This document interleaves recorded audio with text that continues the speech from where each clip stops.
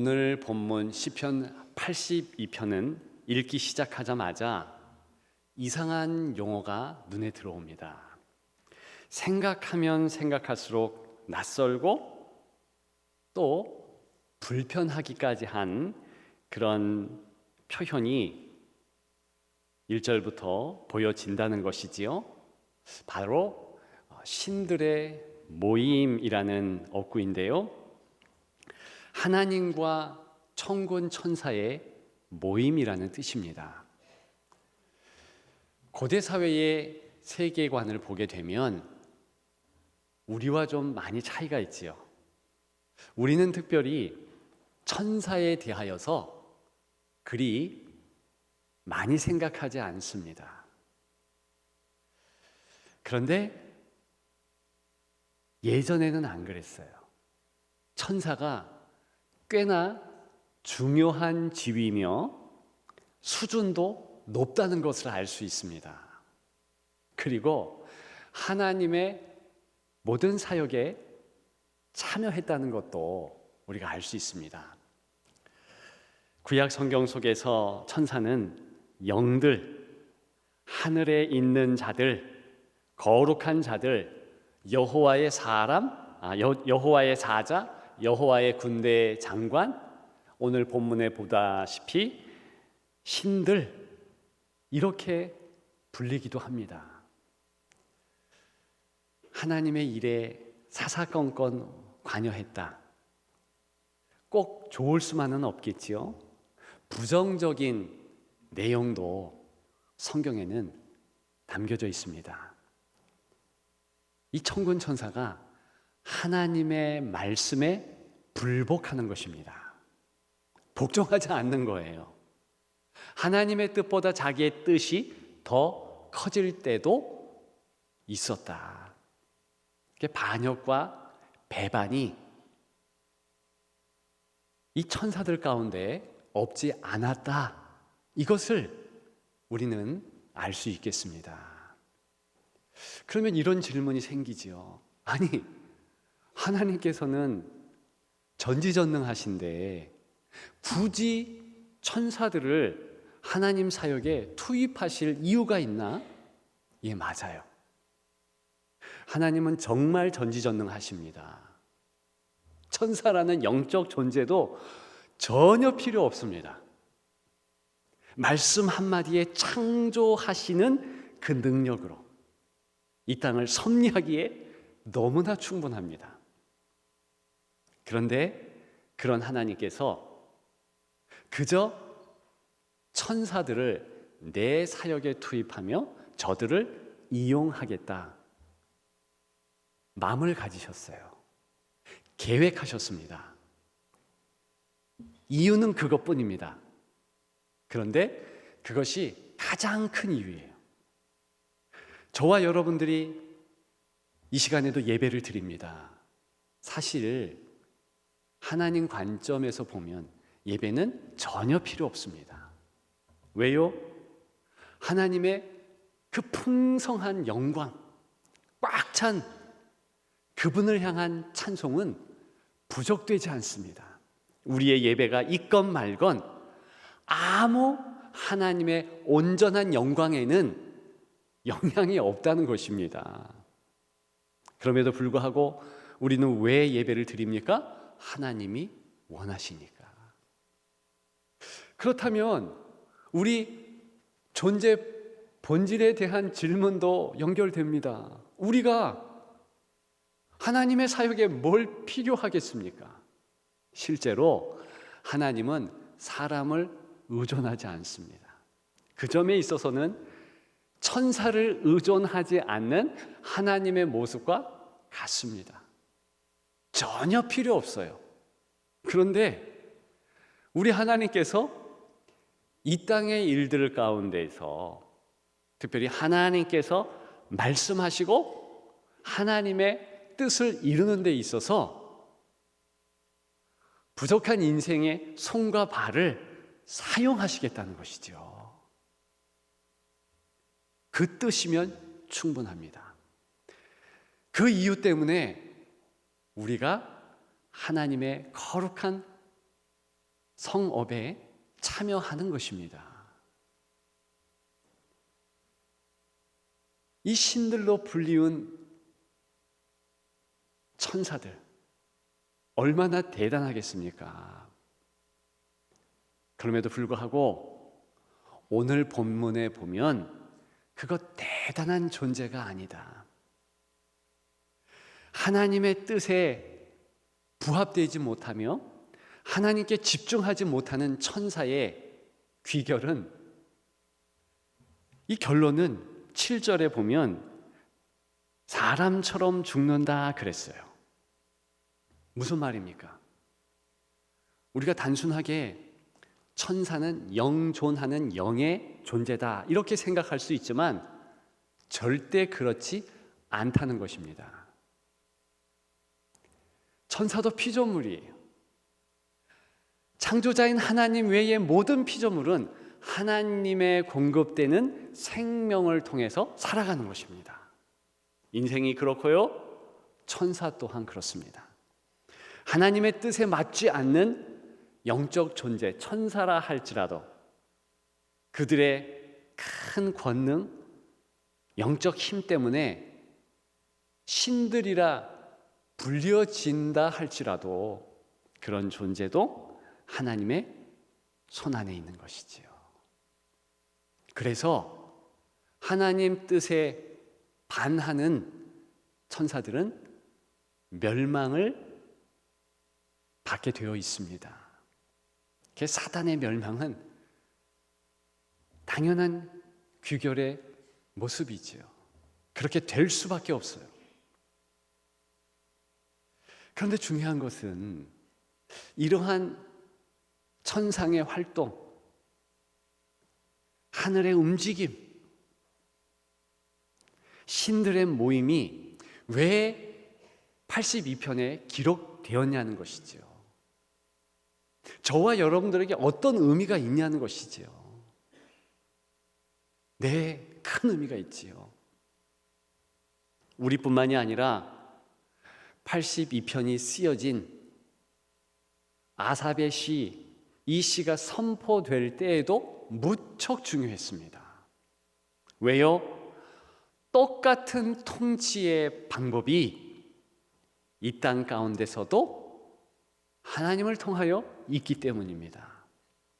신들의 모임이 있었던 것과 같이, 지금도 있는 것과 같이 이 땅에도 하나님의 통치권, 하나님의 움직이시면서 관여하시는 모든 일 가운데 그런 중요한 사역의 모임이 있다는 것입니다. 무엇이겠습니까? 성도의 모임. 교회를 일컫는 거예요. 이 성도의 모임이 하나님 뜻이 이루어지는 일에 있어서 가장 크게 사용된다는 것입니다. 그것 때문에 기록되었고 그것 때문에 우리가 본문의 말씀을 마음에 새겨야 한다는 것입니다. 그렇다면 이 천상의 신들의 모임, 가장 중요한 것은 하나님께 집중하는 거예요. 하나님과 하나 되는 것입니다. 그 일이 있지 아니하면 천사라 할지라도 꼬꾸라져요. 멸망당합니다. 똑같은 모습으로 이 땅의 성도, 곧 나누겠지만 예수 그리스도를 통해서 하나님의 자녀된 저와 여러분들이 권세를 가지고 하나님의 통치하심에 참여하는데, 그때 하나님과 마음이 하나가 되지 못하며 집중하지 못하며 내 뜻, 자기의 생각대로 치닫으면 너무나 좋지 않은 결과는 자명합니다. 그런 부분을 이 시간에 좀 나누고자 합니다. 오늘 제목이 무엇이라고 말씀드렸습니까? 하나됨이 능력입니다. 하나됨을 생각할 때 몇 가지는 꼭 마음에 새겼으면 좋겠다. 그런 생각이 듭니다. 그 첫째는요, 하나됨은 죽음을 이긴다는 것입니다. 금방 말씀드렸듯이 천사들조차도 하나님 그 창조자가 아니면 영존할 수 없습니다. 당연히 저와 여러분들도 그래요. 사실 이 교회 성도들의 모임은 태생적으로 시작부터 하나됨이 없으면 무효이며 아무것도 아니라는 것, 그것을 알 수 있습니다. 우리 예수 그리스도께서 십자가에 달려 돌아가셨습니다. 물과 피를 다 쏟으셨죠. 저와 여러분들을 구원하기 위해서. 오늘 본문과 연결해서 다시 말씀드리면 예수 그리스도와 하나 되기 위해서, 생명 그 자체이신 예수님과 하나됨으로 우리는 그 생명이 우리에게 미치는 것이고 영존할 수 있는 것입니다. 따라서 기초부터 달라요. 교회는 그렇게 예수 그리스도를 구주로 영접한 이들의 모임이잖아요. 예수 그리스도와 하나가 되지 않으면 아무 소용이 없는 그런 모임이라는 것입니다. 지난 1월에 특별 새벽 기도를 통해서 성전의 두 기둥에 대하여 같이 나누었습니다. 생각나시나요? 두 기둥 이름이 뭐죠? 보아스와 야긴. 야긴이 무슨 뜻이라 했습니까? 하나님이 세우신다. 전혀 생각이 안 난다는 표정이십니다. 하나님이 세우신다는 거예요. 교회는 하나님이 세우십니다. 하나님의 교회의 입지 조건 단 한 가지뿐입니다. 그것은 하나님이 세우시냐, 하나님이 임재하시느냐, 여기에 있는 거예요. 인간 눈으로 정말 여기는 교회가 안 돼라는 곳에 교회가 시작되었습니다. 그것이 어디 있는가? 광야 한복판에서. 광야는요, 사람이 살 수가 없습니다. 거기는요, 음식 자체가 없습니다. 그런데 하나님께서 그곳에 임재하셨어요. 먼저는 시내산에 임재하셨죠. 그래서 그곳을 시내산 교회라고 하는 것입니다. 그리고 이스라엘 백성들의 진영의 중심에 임재하셨습니다. 그곳에 하나님 교회 성막이 탄생되었지요. 즉 하나님께서 임재하신다, 하나님께서 세우시면 교회는 되는 것입니다. 다른 것이 아무리 좋아도 거기에 하나님의 임재가 없다, 꽝이에요. 그렇기 때문에 천상, 신들의 모임이라 일컬어지는 그것조차도 하나님께 집중하지 아니하고 딴 생각, 딴 마음, 자기 생각, 자기 목소리로 나아간 천사들은 당연히 험한 꼴을 당하는 것입니다. 교회의 원리도 그래요. 교회에 하나님의 운행하심이 집중되고, 그래서 기도가 뜨거워지고 감사가 풍성하며 말씀, 예배, 거기에 다 성도들이 집중하면 너무 좋아요. 그 반대는 너무 힘듭니다. 두 번째, 하나됨은 외로움을 이깁니다. 소외를 이겨요. 2013년 혼밥이라는 용어가 유행했습니다. 2018년 그 혼자로 시작되는 용어들이요 39개로 늘었어요. 여러분들 아실 거예요.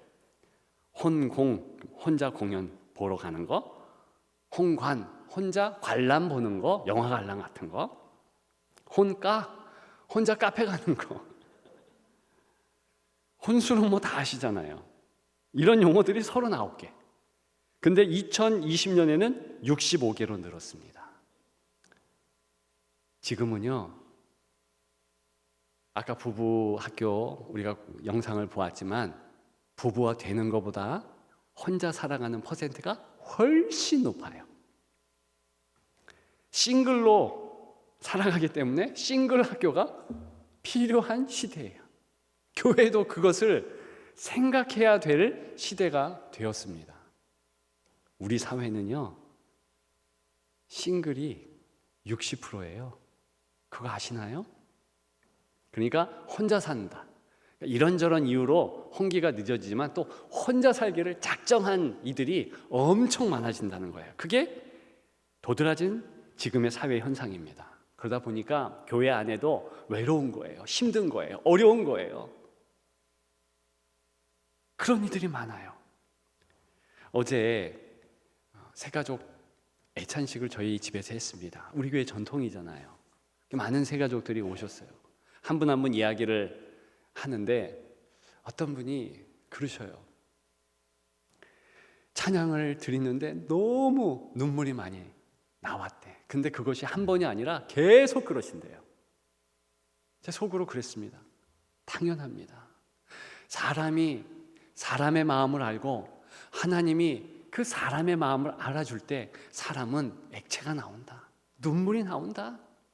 그래서 은혜의 자리로 가면 눈물이 흐르지 않을 수가 없다. 여러분 그렇지 않습니까? 이 시대가 눈물이 메말랐다네요. 울 데가 없대요. 그래서 혼자 독방 가서 그냥 연속극 보면서 남이 볼세라 운대요. 사람은 같이 모일 때 눈물이 납니다. 물론 웃음도 가득하지만 정말 교제권이 이루어지면 남이 눈물을 흐르건 내가 눈물을 흐르건 전혀 신경을 안 쓰게 되어 있어요. 가족이 그럴 거 아니에요. 가족이 운다고 뭐라 그럽니까? 아니죠. 같이 울죠. 그래서 예배에 은혜가 있다는 것은 그냥 저절로 남들도 나도 누구라 할지라도 우는 거예요. 저는 천국에 없어지지 않는 것 하나는 눈물이라고 확신합니다. 물론 슬픔의 눈물이 아니죠. 감격의 눈물이죠. 기쁨의 눈물이죠. 은혜의 눈물이죠. 교회는 회복의 장소입니다. 울면서 회복하고 웃으면서 회복하고 하나님의 말씀으로 회복되고 그러면서 외로움이 없어지는 거예요. 그런 우리가 되기를 주님의 이름으로 축복합니다. 마지막 세 번째로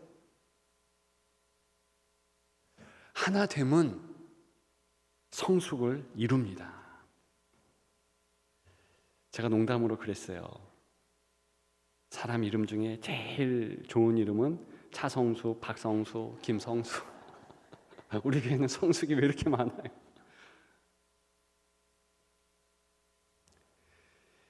성숙을 이루는 거 얼마나 중요한지요. 좀 전에 교회의 두 기둥을 말씀을 드렸습니다. 야긴과 보아스. 보아스의 뜻이 무엇입니까? 하나님이 능력 되신다. 그런 의미예요. 교회는 하나님의 능력이 선포되고 하나님의 능력이 보여지는 곳입니다. 오늘이 성령 강림 주일이에요. 성령께서 운행하시면 그 능력이 반드시 나타납니다. 사람이 예측할 수 있는 능력이 있어요. 예를 들어서 이런 겁니다. 돈이 많은 사람, 그 사람 가까이 가면 맛있는 거 사주겠네? 그죠? 찬양을 잘하는 이들이 있습니다. 그들이 찬양팀에 가거나 성가대에 소속되면 거기 음량이 풍성해지죠. 당연한 예측 가능성 아니겠습니까? 근데 교회가 사람이 예측 가능한 능력만 나타나는 곳이다. 그러면 정말 미성숙한 교회라는 것입니다. 금방 이해하실 거예요. 교회에 돈이 많아.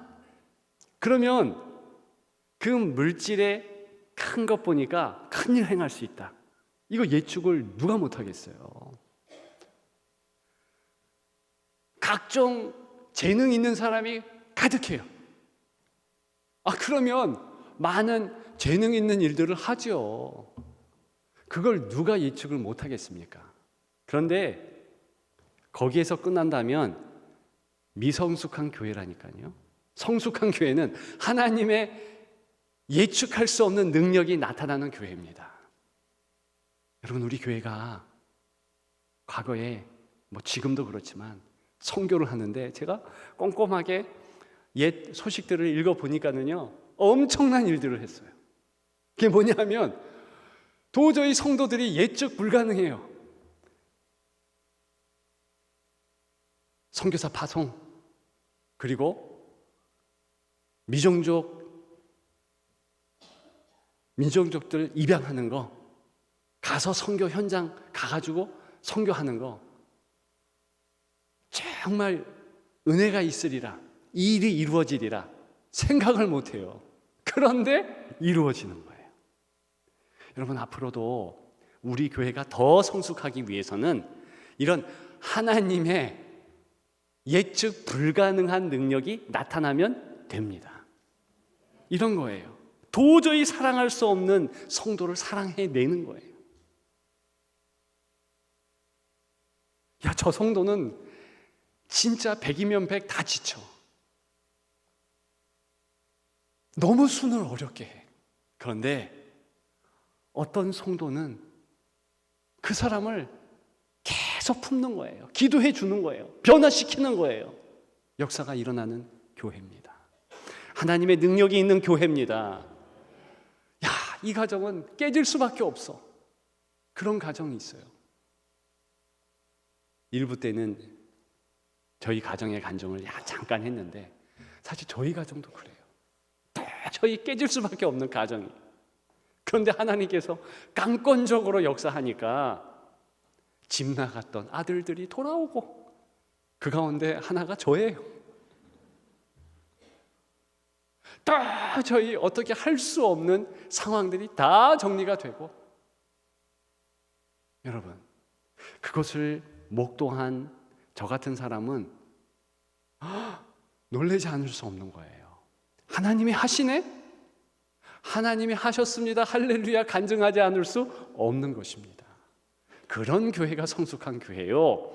그것을 소망하면서 힘들고 어렵지만 나아가는 교회가 성숙한 교회입니다. 이제 말씀을 정리하려고 합니다. 하나됨의 다른 말은 사랑입니다. 여러분들은 사랑을 뭐라고 정의하십니까? 현대시대의 사랑은요, 잘못된 사랑이에요.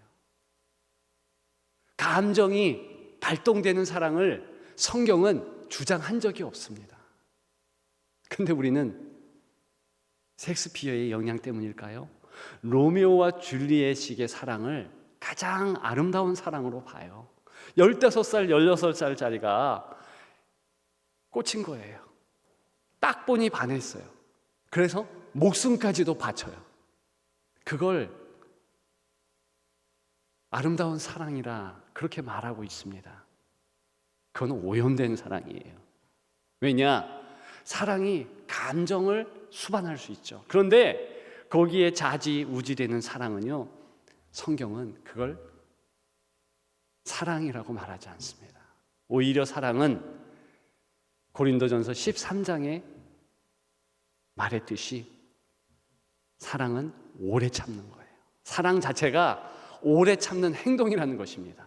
사랑은 온유한 거예요. 사랑은 시기하지 않는 거예요. 사랑은 자랑하지 않는 거예요. 그 행동 자체가 감정이 아니라 그렇게 노력하는 것이 사랑이라는 것입니다. 하나 되기는 무척 힘듭니다. 그럼에도 불구하고 하나님이 시키셨으니까, 하나님이 나를 그렇게 하도록 종용하시니까 그렇게 행하는 거예요. 바로 그때 하나님의 놀라운 역사는 우리를 통해서 이루어지는 것입니다.